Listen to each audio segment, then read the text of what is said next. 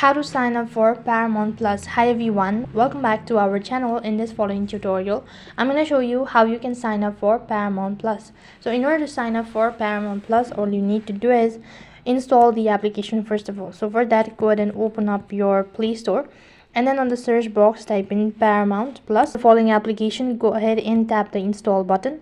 As soon as you click the install button, wait for the application to be installed. Once you're done installing the application, that's gonna look something like this. Now what you'll have to do is you'll be provided with two different options, that is either to log in or sign up. So basically you'll have to go ahead and tap the sign up button. After that, it's going to take you to the interface where you can actually create an account.